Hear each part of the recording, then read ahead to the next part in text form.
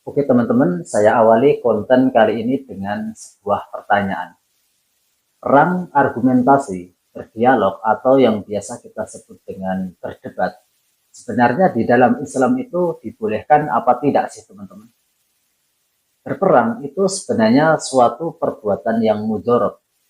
Mudorot itu maksudnya merugikan, membahayakan, atau berdampak negatif yang bisa membawakan keburukan.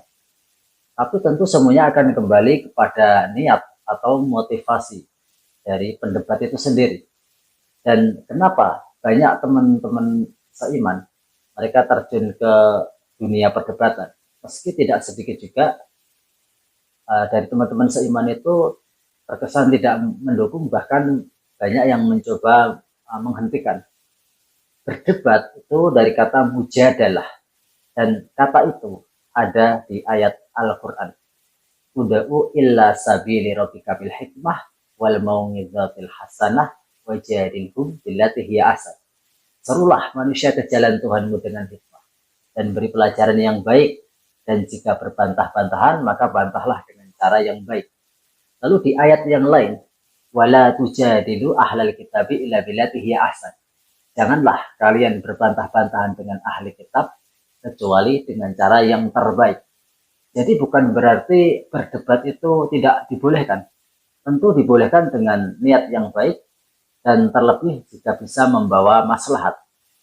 Lalu kenapa terkadang seringkali terjadi gontok-gontokan, ada nada tinggi, ada kekerasan.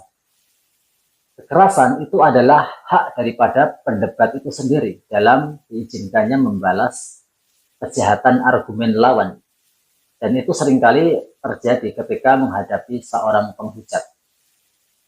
Misal ya, ketika ada seseorang yang mencoba menyerang agama Islam, dia katakan nabinya orang Islam itu pedo, tukang kawin, suka membunuh orang.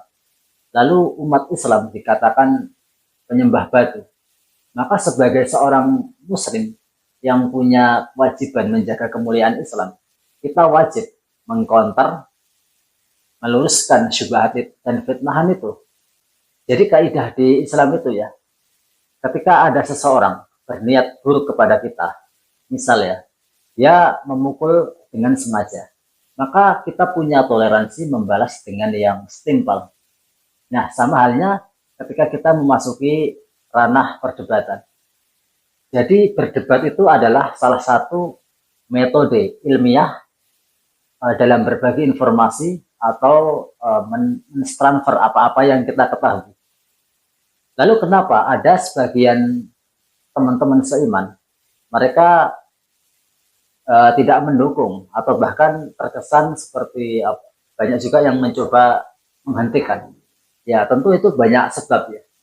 Bisa jadi mereka tidak paham, bisa jadi mereka tidak suka, dan bisa jadi karena mengganggu orang yang nggak benar ketika kebenaran disampaikan. Dan kebanyakan orang ketika melihat perdebatan, mereka tidak melihat sebab, tapi mereka lebih banyak melihat akibat. Sehingga mereka menjadi salah satu korban daripada hukum tabur tuai.